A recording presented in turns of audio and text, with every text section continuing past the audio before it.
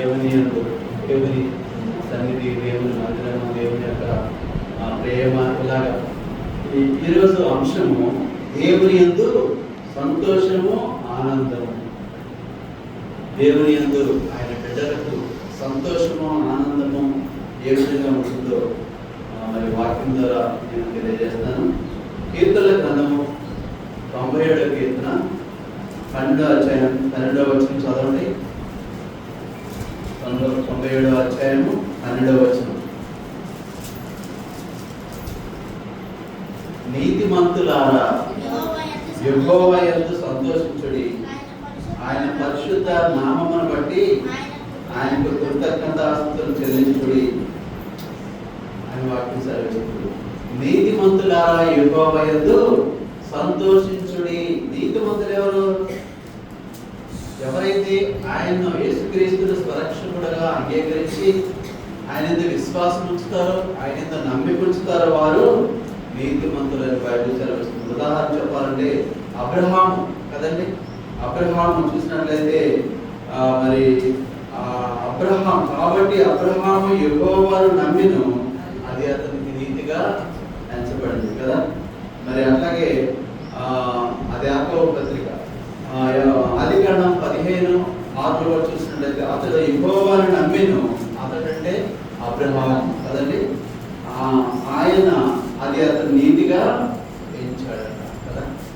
ఎవరైతే యేసుక్రీస్తు నమ్ముతారో, విశ్వాసం ఉంచుతారో కదండి, తన స్వరక్షకుడుగా అంగీకరిస్తారో, శిలువ మరణ పునరుత్థానాన్ని ఎవరైతే విశ్వసిస్తారో, నా కోసం ఆయన మరణించాడు అని నమ్ముతారో వారందరూ ఆయన బిడ్డలు, నీతిమంతులు కదా. ఆ విధంగా తీర్చబడతారని వాక్యం సెలవిస్తుంది. మరి కొన్నేది కదండి, అబ్రహాం చూసాం, మనం యోబును చూసాం, కొన్నేది కూడా కదండి. యోబు నీతిమంతుడిగా చెప్పబడింది యోబు మరి అధ్యాయంలో కదండి. యోబు నీతిమంతుడు, యథార్థవంతుడు కదా, పరిశుద్ధుడు. అలాగే మరి ఈ భూమి మీద అతని వంటి వాడు ఎవరూ లేరని దేవుడే సాక్ష్యం చెప్పాడు. అందుకని యోబు కూడా నీతిమంతుడు, అబ్రహాం నీతిమంతుడు. అందుకని ఈ భక్తులందరూ, యేసేపు, లోతు, వీరందరూ నీతిమంతులుగా బైబిల్ చెబుతుంది కదా. మరి వీరందరూ వారి వారి జీవిత కాలంలో ఎన్ని కష్టాలు వచ్చినప్పుడు కూడా దేవుని యందు ఆనందించారు, సంతోషించారు కదండి. కీర్తనల గ్రంథము 95వ అధ్యాయము 1-2 వచనం చదవండి. కీర్తనలు 95:1-2.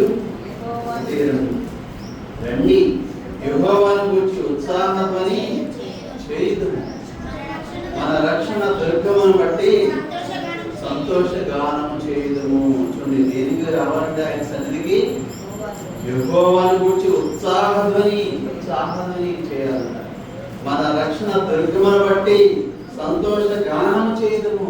ఆయన మనల్ని రక్షించే దేవుడు, సంరక్షించే దేవుడు, మన కోసం తన యొక్క ప్రాణాన్ని త్యాగం చేసిన దేవుడు. అందుకని మన రక్షణ దుర్గం, మనందరినీ కాపాడే రక్షకుడు. అందుకని కదండి యేసు ప్రభు. అందుకని ఆయన బట్టి మనం సంతోషగానము చేయాలంట కదా. ఆయన సన్నిధికి చేయాలని ఉత్సాహధ్వని చేయాలి, సంతోషగానము చేయాలి. ఇంకా ఏం చేయాలండి?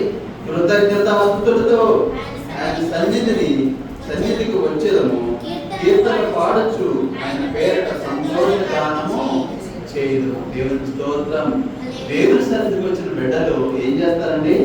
ఉత్సాహధ్వని చేయాలి కదండి.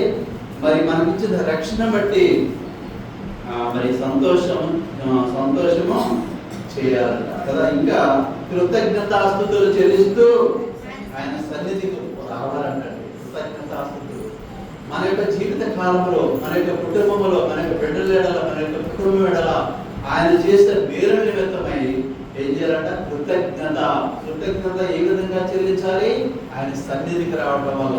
కృతజ్ఞతలు ఏ విధంగా ఆయన చెల్లించాలంటే ఆయన సన్నిధిలో కూర్చోవడం వల్ల, ఆయన సన్నిధిలో ధ్యానించడం వల్ల మనం కృతజ్ఞతాస్తుతులు చెల్లించే వారిగా ఉన్నాం కదండి. మరి ఆ విధంగా చేసినప్పుడు కీర్తనలు పాడుచు ఆయన పేరట సంతోష గానము చేయమని వాక్యం సెలవిస్తున్నాను కదా. మరి దావీదు కీర్తన, దావీదు గారు రాశారు కీర్తన గ్రంథము 37 అధ్యాయము 4వ వచనం చూడండి. దావీదు భక్తుడు రాస్తున్నాడు. కీర్తన గ్రంథము 37 యెహోవాను బట్టి సంతోషించుము, ఆయన నీ హృదయ వాంఛలను తీర్చును. కదండి, ఎందుకు సంతోషించాలా? మన హృదయములో ఏ యొక్క కోరికలు ఆశలు ఉన్నాయో ఆ యొక్క ఆశలు కోరికలు నెరవేర్చాలంటే కదండి ఆయన బట్టి మనం సంతోషించాలి. ఎందుకంటే మన హృదయంలోని కోరికలను, మన యొక్క హృదయంలోని ఆశలు, మన యొక్క హృదయంలో వాంఛలు తీర్చే దేవుడు యెహోవా దేవుడు కదా. అందుకని ఆయనను మనం కలిగి ఉన్నందుకు మరి ఆయనకి కదా అందువల్ల మనం సంతోషించాలి. ఆయనను మనం కలిగినందుకు మనం సంతోషించాలంట, సంతోష గానం చేయాలంట, కృతజ్ఞతాస్తుతులు చెల్లించాలంట కదా, ఉత్సాహతులు చేయాలంట. ఎందుకంటే ఆయన మన రక్షణ దుర్గము కదండి. అందుకని మన రక్షణ దుర్గము కాబట్టి మనం ఆయనందు ఆనందించి స్తుతించి కనపరిచే వారుగా ఉండాలని కదా. మరి అందుకని భక్తులు మాట్లాడుతున్నాడు. మరి దావీదు భక్తుడు యెహోవాను బట్టి సంతోషించుము, ఆయన నీ హృదయ వాంఛలు తీరుస్తాడు. మన హృదయ వాంఛలు ఏమైనా కావచ్చు కదండి. మరి ఎవరు తీర్చలేరు కోరికలు, మనవలు కదండి, విన్నపాలు, ఇవి ఏమైనా కావచ్చు. మరి అవి న్యాయమైనవైతే దేవుడు చూస్తే ఆయన యొక్క సన్నిధిలో మనం ఎప్పుడైతే మనం చేస్తామో మన హృదయ వాంఛలు తీర్చే దేవుడు కాబట్టి ఆయన్ని బట్టి మనం సంతోషించే వారు ఉండాలి. దావీదు భక్తుడు ఇంకో చోట రాస్తున్నాడు. కీర్తన గ్రంథం 16 అధ్యాయం 11వ వచనం చూడండి.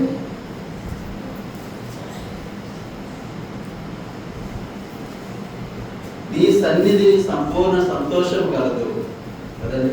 చాలు, నీ సన్నిధిని సంపూర్ణ సంతోషం. సంతోషం ఎక్కడ దొరుకుతుందండి? కొట్లో దొరుకుతుందా? కిరాణా కొట్లో దొరుకుతుందా? బజార్లో దొరుకుతుందా? కదండి. మన ఇక్కడ వేరే ఊర్లో దొరుకుతుందామంటే కదండి. ఇన్ని కోట్లు పెట్టిన సంతోషము మనకు దొరకదండి కదా.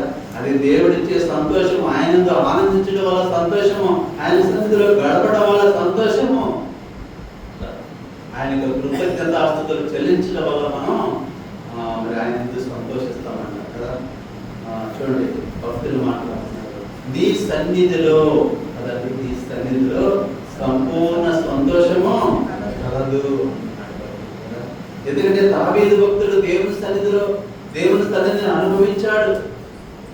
ఆయన సన్నిధిలో ఎన్నో గీతాలు పాడాడు, కీర్తనలు పాడాడు, ఆయన స్తుతించాడు, గర్వపరిచాడు, ఆనందాన్ని పొందాడు, సంతోషాన్ని పొందాడు కదా భక్తుడు.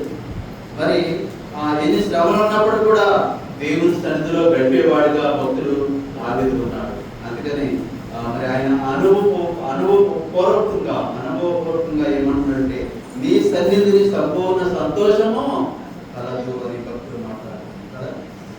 సంపూర్ణ సంతోషం ఎక్కడుందంటే కదా, దుఃఖలపాటమే నా యేసుని సన్నిధిలో, దుఃఖలపాటమే నా యేసుని సన్నిధిలో, ఆనందమే నా యేసుని సన్నిధిలో, ఆనందమే నా యేసుని సన్నిధిలో,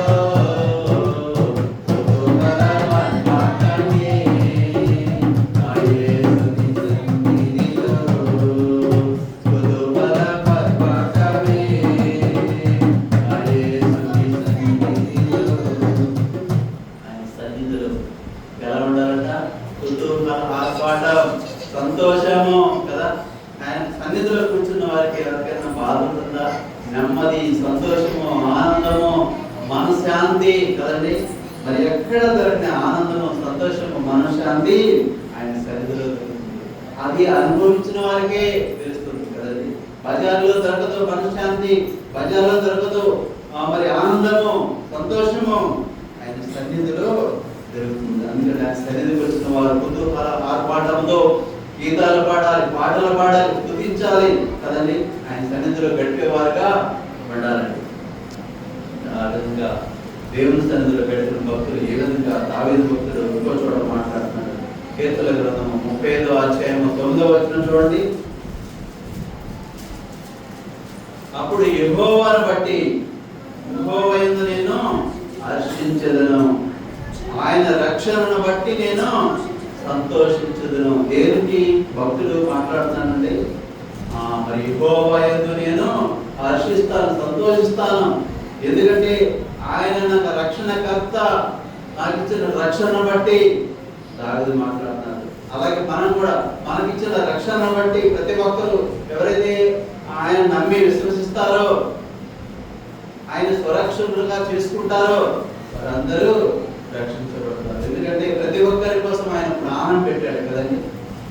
ఆయన యొక్క ప్రాణం విమోచి మనందరం పాపము నుంచి, శాపము నుంచి కదండి విమోచించాడు కదా. మనకు ఉచితమైన రక్షణ ప్రతి ఒక్కరికి అనుగ్రహించాడు. దావీదు మాట్లాడుతున్నాడు, ఆయన రక్షణ బట్టి నేను సంతోషించుదును. మనం కూడా కదండి ఆయన ఇచ్చిన రక్షణ బట్టి, ఉచితమైన రక్షణ బట్టి మనం ఏం చేయాలా? సంతోషించాలా కదా. మరి దావీదు సంతోషిస్తున్నాడండి. దేవుడు తనకు అనుగ్రహించిన రక్షణ బట్టి సంతోషిస్తున్నాడు. మనకు కూడా మనకు దేవుడు అనుగ్రహించిన రక్షణను బట్టి మనం సంతోషించి హర్షించే వారిగా ఉండాలి. దావీదు భక్తుడు ఇంకో చోట మాట్లాడుతున్నాడు. మరి కీర్తనల గ్రంథము 40వ అధ్యాయము 8వ వచనం చూడండి.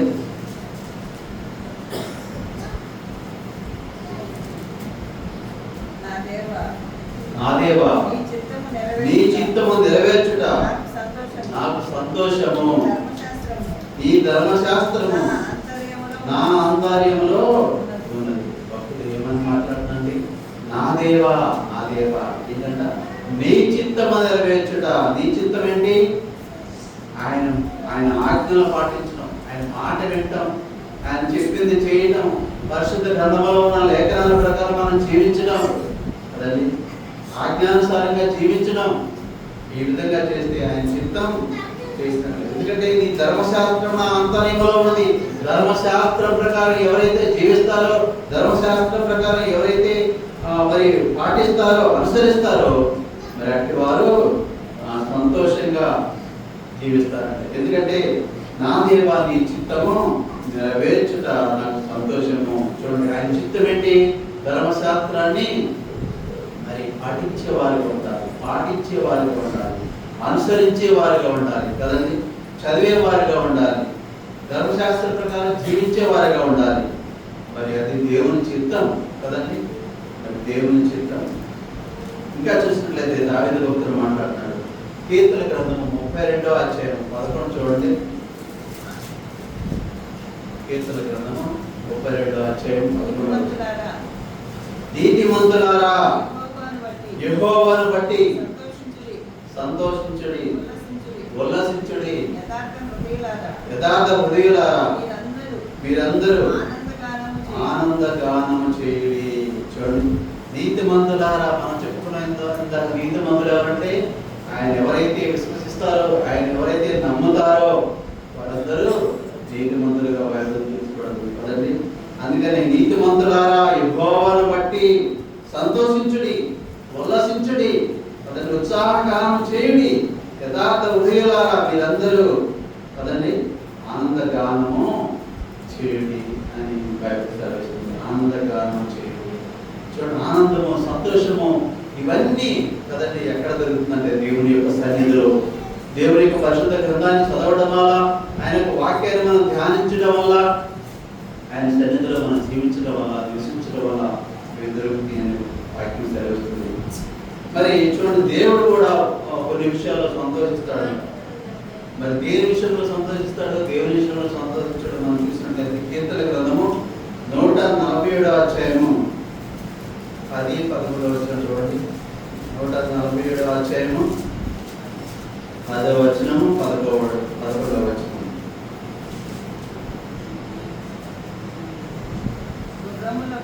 గుర్రముల బలము నందు ఆయన సంతోషించడు, నరుల కార్య సత్తువయందు ఆయన ఆనందించడు. తన యందు భయభక్తులు గల వారి యందు తన కృప కొరకు కనిపెట్టు వారి యందు యెహోవా ఆనందించేవాడై ఉన్నాడు. ఏ విధంగా దేవుడు ఆనందిస్తాడండి కదా?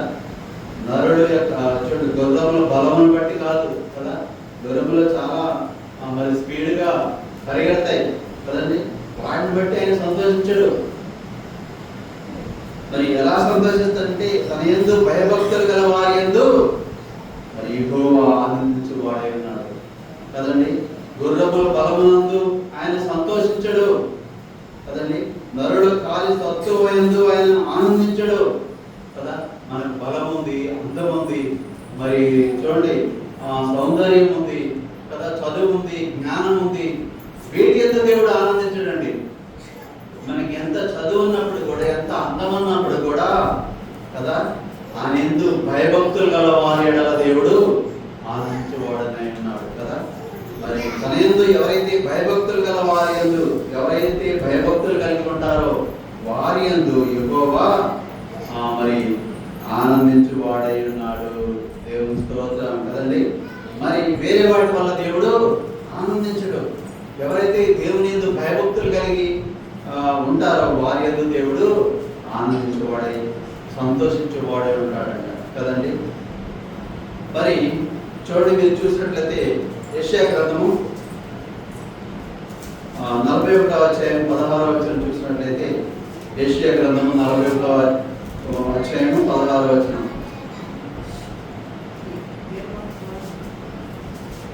నీవు యెహోవాను బట్టి సంతోషించదవు, ఇశ్రాయేలు పరిశుద్ధ దేవుని బట్టి అతిశయపడదువు. చూడండి, యెషయా భక్తుడు ద్వారా దేవుడు ఎవరు రాస్తున్నాడండి? యెహోవాను బట్టి మనకున్న ఆస్తిని బట్టి కాదు, మనకున్న ఉద్యోగాన్ని బట్టి కాదు సంతోషించడం కదండి. మరి ఆయన కలిగినందుకు మనం అతిశయపడతాం కదా. మన యొక్క ఆస్తిని బట్టి, అందం బట్టి, మన యొక్క పొలాన్ని బట్టి, మన యొక్క బంగారాన్ని బట్టి, మన యొక్క కొడుకులను బట్టి, కూతురులను బట్టి, మన యొక్క భర్తను బట్టి, భార్యను బట్టి మనం అతిశయించాం, లేకపోతే సంతోషించాం కదండి. మరి దేవుడు ఏ విధంగా సంతోషిస్తాడంటే మనం వీటన్నిటి కలిగి ఉన్నాన్ని బట్టి దేవుడు సంతోషించాడు. కానీ చూడండి, యెహోవాను బట్టి మనం సంతోషిస్తామన్న, ఆయన కలిగి ఉన్నాన్ని బట్టి మనం సంతోషి, ఈ దేవుడు మనల్ని ఎందు నిలిచి ఉన్నదాన్ని బట్టి మనం ఆయన సంతోషిస్తాడంట కదా. మరి నెహెమ్యా గ్రంథంలో చూసినట్లయితే 8వ అధ్యాయం 11వ వచనం చూడండి. నెహెమ్యా ఆఖరి లైన్లో నేను చదువుతాను. యెహోవా యందు ఆనందించడం వలన మీరు బలమునందుదురు కదండి. ఆయన యందు ఆనందించడం వల్ల మన బలము, శక్తి దేని వల్ల ఉంటుందండి? మనం ఎంత నీరసంగా ఉన్నప్పుడు కూడా, బలహీనతగా ఉన్నప్పుడు కూడా ఎప్పుడైతే దేవుని యొక్క పరిశుద్ధ గ్రంథాన్ని మనం చదువుతామో, ఆయన ధ్యానిస్తామో, ప్రార్థన చేసుకుంటామో కదండి, మనం బలం పొందుతాం కదండి. ఉపవాస ప్రార్థన మనం చూసినట్లయితే ఏం తీసుకోకుండా ఉపవాసం 1, 2, 3 రోజులు ఉండొచ్చు, కానీ మనకు శక్తి వస్తుంది, బలహీనత ఉండదు. ఎందుకంటే ఆ యొక్క మరి ఉపవాస దినాల్లో ఆయన స్తుతిస్తాము, గణపరుస్తాము, పరిశుద్ధ గ్రంథాన్ని, లేఖనాన్ని చదువుతాము, ప్రార్థన చేసుకుంటాము, కీర్తనలు పాడుతాం కాబట్టి, ఆయన సన్నిధిలో గడుపుతాం కాబట్టి మనం బలం గల వారై ఉంటాం, మనం బలం పొందుతాం కదండి. ఆయన సన్నిధిలో గడిపినప్పుడు మరి యెహోవా యందు ఆనందించడం వలన మనం బలము పొందుతామని వాక్యం సెలవిస్తుంది. ఈ విధంగా ఏ విధంగా దేవుని యందు సంతోషంగా ఉండాలి, ఆనందంగా ఉండాలి మనం చూసినట్లయితే ఈ విధంగా మనం వాక్యం సెలవిస్తుంది కదా. ఇంకా చూసినట్లయితే మత్తయి సువార్త 5వ అధ్యాయం 11వ వచనం చూడండి.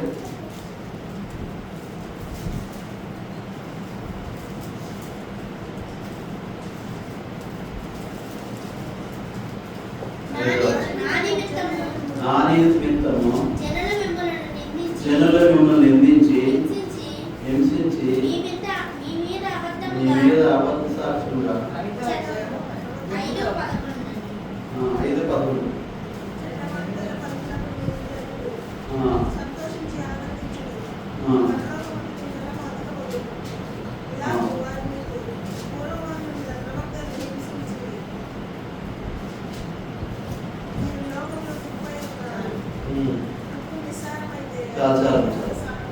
అయితే చూడండి, శ్రమలు, హింస కదండి. మరి యేసుక్రీస్తుని ప్రకటిస్తున్న వారికి, యేసుక్రీస్తుని అంగీకరిస్తున్న వారికి, యేసుక్రీస్తు గురించి సాక్ష్యం చెప్పుతున్న వారికి ఏం జరుగుతుందండి? ఆనందంగా సంతోషంగా ఉంటారు వారు కదండి. శ్రమలు, నిందలు మరి కదా పొందుతారు. మరి అనేక మంది భక్తులు మనం చూసినట్లయితే పౌలు గారు, మరి యేసు ప్రభు శిష్యులు, పౌలు శీలలు కదండి, ఆదిమ సంఘ విశ్వాసులు వీరంతో మరి శ్రమ పడ్డారు, ఎంతో హింసించబడ్డారు. దేవుని ప్రకటిస్తున్నందుకు యేసుక్రీస్తు నిజమైన దేవుడు, యేసుక్రీస్తు స్వరక్షకుడు కదండి అని ఆయన గురించి సాక్ష్యం చెప్తున్నప్పుడు భక్తులకు ఎన్నో శ్రమలో ఇబ్బందులు వచ్చాయి. అయినా సరే వారు ఏం చేస్తారు? సంతోషంతో, ఆనందంతో కీర్తనలు పాడుచు సంతోషిస్తూ ఆయన్ని ఆరాధించే వారిగా ఉన్నారు కదండి. మరి చూడండి, మత్తయి సువార్తలో ఏం చదువుతున్నా? జనులు మిమ్మల్ని నిందించి, హింసించి కదండి, ఒకసారి చదవండి. నా నిమిత్తము జనులు మిమ్మల్ని నిందించి, హింసించి మీ మీద అబద్ధముగా చెడ్డ మాటలెల్లా పలికినప్పుడు మీరు ధన్యులు, సంతోషించి ఆనందించుడి, పరలోకమందు మీ ఫలము అధికమగును. చూడండి, ఇది ఎవరైనా నమ్ముతారా కదండి? భక్తులు అలాగే ఉన్నారు. యేసేపు హింసించబడ్డాడు కదా. పౌలు శీలలో కదండి, పౌలు శీలలో సువార్తను ప్రకటిస్తుంటే మరి అక్కడ ఉన్న రోమా రాజ్యము కొంతమంది ఏం చేశారండి? వారిని బంధించి చెరసాలలో వేయించి కొట్టి, మరి కాళ్ళకు బొండము బిగించి చేతులకు సంఖ్యలు వేసి మరి ఎంతో హింసించి జైల్లో పడేసినప్పుడు వారు ఏం చేస్తున్నారు? రక్తం కారుతున్నంత వారికి కదండి, కాళ్ళు చేతులు మొహం ఒంటి మీద రక్తం కారుతుంది, అంతగా కొట్టారు. అయినప్పుడు కూడా వారు ఏం చేశారండి? కీర్తనలు పాడుచు, సంతోష గానాలు చేయొచ్చు, ఎంతో ఆనందిస్తూ దేవుని స్తుతించారట కదండి. మరి అన్ని కష్టంలో, ఇబ్బందుల్లో, ఇరుకులో ఉన్నా కూడా మరి పౌలు శీలలు దేవుని స్తుతించారు. జైల్లో ఉండి దేవుని స్తుతించారు. వారు దేవుని స్తుతించడానికి సరైన మార్గం, మరి సమయం లేకపోతే సరైన అవకాశం ఉందా? లేదు. వారి పరిస్థితి ఏంటి? జైల్లో ఉన్నారు. వారి పరిస్థితి ఏంటి? మరి చేతులకు సంఖ్యలు, కాళ్ళకి మరి బండము బిగించారు, కాళ్ళు కదలటం లేదు, చేతులు కదలటం లేదు, మరి ఒంటి మీద రక్తం కారుతుంది, అంతగా కొట్టారు కదండి. మరి ఆయన కొట్టినప్పుడు కూడా మరి వీరు పాటలు పాడుతున్నప్పుడు అంటే ఖైదీలందరూ ఆ పాటలు విని వారి మారు మనసు పొందినట్టు మనం చూస్తున్నాం కదా. జైలు అధికారి కూడా, వారి కుటుంబం కూడా మారు మనసు పొందినట్టు చూస్తున్నాం కదా. మరి వీరు శ్రమ మరి ముందు కదా, వెనక ఏముందండి? సంతోషము, సమాధానం కదండి. మరి ఎంతోమంది మారు మనసు పొందడానికి అవకాశము వీరి శ్రమ ద్వారా దేవుడు అనుగ్రహించారు కదా. మరి శ్రమ ద్వారా దేవుడిని మహింపరిచారు వీరు కదా. ఆ విధంగా మరి వీరి శ్రమలో కూడా ఆనందించారు, సంతోషించారు, కీర్తనలు పాడారు, దేవుడిని మహింపరచడానికి మనం చూస్తున్నాం. మరి యేసు ప్రభు శిష్యులు కూడా చూసినట్లయితే వారు ఎంతగానో మరి కదండి, కొంతమంది సిలువ వేశారు, కొంతమంది తలకిందులుగా సిలువ వేసి చంపారు, మరి కొంతమంది బలవంతో కూడా చంపారు. ఈ విధంగా ఒక ఎవరండి, యోహాను గారు తప్ప మిగతా వాళ్ళందరూ హతసాక్షులు అయ్యారు కదా. మరి వారు ఎంతో హింస పొందారు కదా.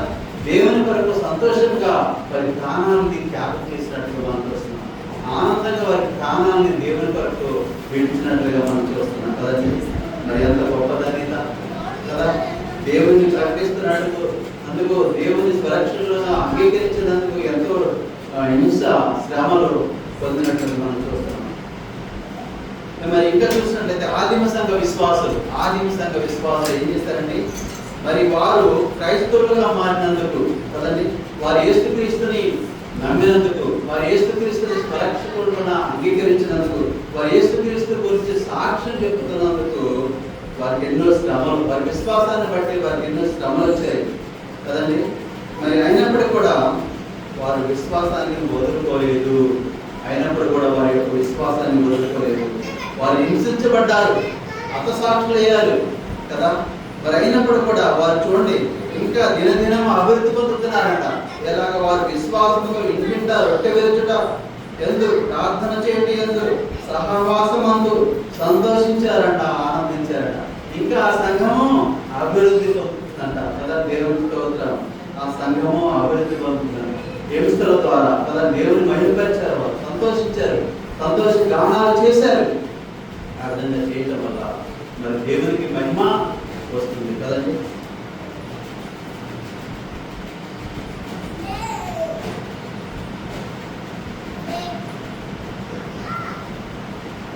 ఇంకా చూసినట్లయితే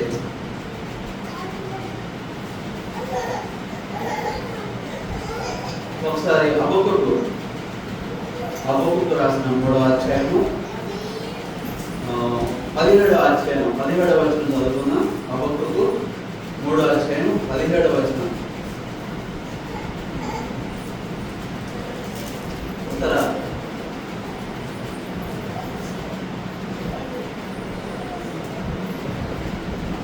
అంజూరపు చెట్టు పోయకుండినను, ద్రాక్ష చెట్లు ఫలింపకపోయినను, ఒలివ చెట్లు కాపు లేక ఉండినను, చేనిలో పైరు పంటక రాకపోయినను, గొర్రెల దొడ్డిలో లేకపోయినను, సారలో పశువులు లేకపోయినను, నేను యెహోవా యందు ఆనందించేదను. దేవుని స్తోత్రం కదండి.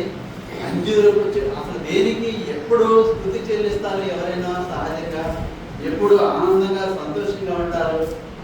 అంజూరపు చెట్టు పూసినప్పుడు కదా, ద్రాక్ష చెట్లు ఫలించినప్పుడు కదండి, మరి చేనులో పైరు పంటకు వచ్చినప్పుడు కదండి, గొర్రెల దొడ్డులో ఉన్నప్పుడు కదండి, సారలో పశువులు ఉన్నప్పుడు. కానీ ఈ భక్తుడు మాట్లాడుతున్నాడు, అంజూరపు చెట్టు పోయకుండినను దేవుని యందు ఆనందిస్తానన్నాడు కదండి. ద్రాక్ష చెట్లు ఫలింపకపోయినను దేవుని యందు ఆనందిస్తానన్నాడు కదండి. ఒలివ చెట్లు కాపు లేకుండేనను దేవుని యందు ఆనందిస్తానన్నాడు. గొర్రెల దొడ్డిలో లేకపోయినను దేవుని యందు ఆనందిస్తానన్నాడు. మరి చూడండి, సాలలో పశువులు లేకపోయినను దేవుని యందు ఆనందిస్తాను. ఇది మనకు సాధ్యమేనా కదండి? గర్భఫలము లేకపోయినా కూడా మనం ఆనందిస్తామా? ఉద్యోగము లేకపోయినా కూడా మనం ఆనందిస్తామా? మనకు ఇల్లు స్థలము లేకపోయినప్పుడు కూడా మనం ఆనందిస్తామా కదండి? భక్తులు మాట్లాడుతారు, ఏమి లేకపోయినప్పుడు కూడా దేవుడు సంతోషము సమాధానం ఉంటుంది కాబట్టి కదా. నేను యెహోవా యందు ఆనందిస్తాను. ఎందుకంటే యెహోవాను కలిగి ఉన్నందుకు మనము ధన్యులము. అందుకని భక్తులు మాట్లాడుతున్నారు, నాకు ఏమి లేకపోయినప్పుడు కూడా నేను యెహోవా యందు ఆనందించను కదా.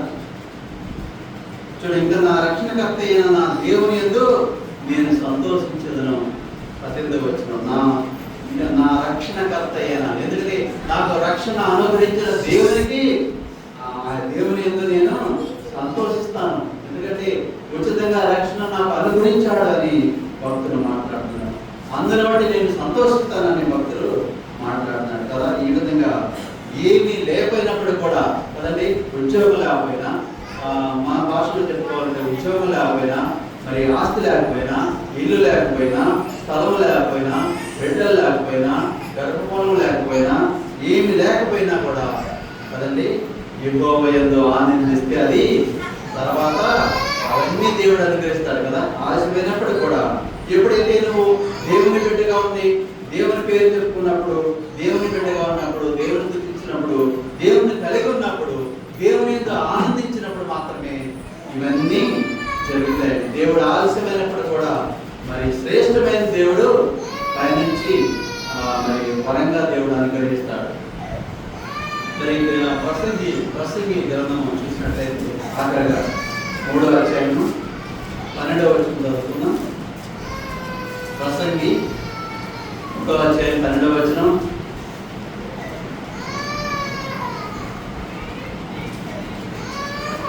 కావున సంతోషముగా నుండుటకైతేను, తమ బ్రతుకును సుఖముగా వెళ్ళవచ్చుట కంటేను శ్రేష్టమైనది ఏదియు నరులకు లేదని నేను తెలుసుకుంటుంది.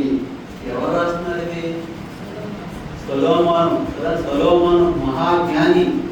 ఆయన అన్ని అనుభవించాడు. ఈ సూర్యుని క్రింద ఏది మంచో ఏది చెడ్డో, దేని యందు సంతోషం ఉంటుందో, దేని యందు ఆనందం ఉంటుందో అన్ని అనుభవపూర్వకంగా ఆయన అనుభవించి ఆఖరికి ఏమంటున్నాడు, ఈ సూర్యుని కింద జరిగేది ప్రతిదీ వ్యర్థం వ్యర్థం వ్యర్థం. చూడండి, అప్పుడు తెలుసుకున్నాడండి కదా. మరి జ్ఞాని మాట్లాడుతున్నాడు, కావున సంతోషంగా ఉండడు కంటేను తమ బ్రతుకును సుఖముగా వెళ్ళవచ్చుట కంటేను శ్రేష్టమైనది ఏదియు నరుడుకు లేదని నేను తెలుసుకుంటుని కదా. ఎంతో జ్ఞానంతో తెలుసుకున్నాడు, అన్ని అనుభవించాడు కదా. మరి పాపంలో జీవిస్తే, పాపంలో ఉంటే సంతోషం ఉంటుంది అనుకున్నాడు. మరి బంగారం ఉంటే సంతోషం ఉంటుంది అనుకున్నాడు. రాజ్యానికి రాజుగా ఉంటే సంతోషం ఉంది అనుకున్నాడు. దేనిలో కూడా సంతోషం లేదు. ఏమన్నాడండి, సంతోషం ఉండుట కంటే తమ బ్రతుకును సుఖముగా వెళ్ళవచ్చుట కంటే శ్రేష్టమైనది ఏది నరుడుకు లేదని నేను తెలుసుకున్నాను అంటున్నాడు కదండి.